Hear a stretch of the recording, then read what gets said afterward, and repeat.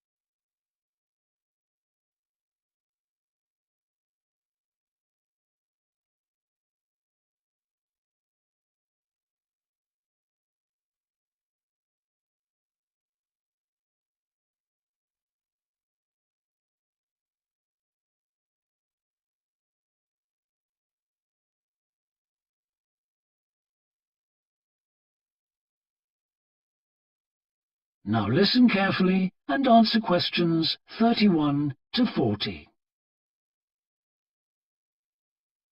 Today, we continue our series on ecology and conservation with a look at a particularly endangered member of the black bear family. 1 in 10 black bears is actually born with a white coat, which is the result of a special gene that surfaces in a few. Local people have named it the spirit bear, and according to the legends of these communities, its snowy fur brings with it a special power. Because of this, it has always been highly regarded by them, so much that they do not speak of seeing it to anyone else.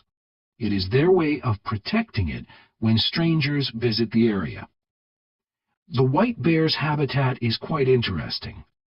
The bear's strong relationship with the old-growth rainforest is a complex one. The white bear relies on the huge, centuries-old trees in the forest in many ways. For example, the old-growth trees have extremely long roots that help prevent erosion of the soil along the banks of the many fish streams. Keeping these banks intact is important because these streams are home to salmon, which are the bear's main food source. In return, the bear's feeding habits nurture the forest. As the bears eat the salmon, they discard the skin and bones in great amounts on the forest floor, which provide vital nutrients. These produce lush vegetation that sustains thousands of other types of life forms, from birds to insects and more. Today, the spirit bear lives off the coast of the province of British Columbia on a few islands.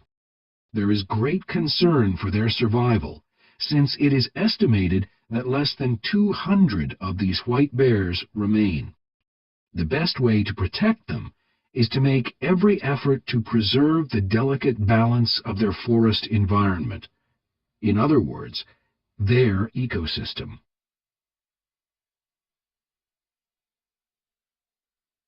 The greatest threat to the bear's existence is the loss of its habitat. Over many years, logging companies have stripped the land by cutting down a large number of trees. In addition, they have built roads which have fractured the areas where the bear usually feeds, and many hibernation sites have also been lost. The logging of the trees along the streams has damaged the places where the bears fish. To make matters worse, the number of salmon in those streams is declining because there is no legal limit on fishing at the moment. All these influences have a negative impact on the spirit bear's very existence, which is made all the more fragile by the fact that reproduction among these bears has always been disappointingly low. And so, what's the situation going forward? Community organizations, environmental groups, and the British Columbia government are now working together on the problem. The government is now requiring logging companies to adopt a better logging method, which is a positive step. However, these measures alone may not be sufficient to ensure a healthy population of the spirit bear in the future. Other steps also need to be taken. While it is important to maintain the spirit bear's habitat, there also needs to be more emphasis on its expansion.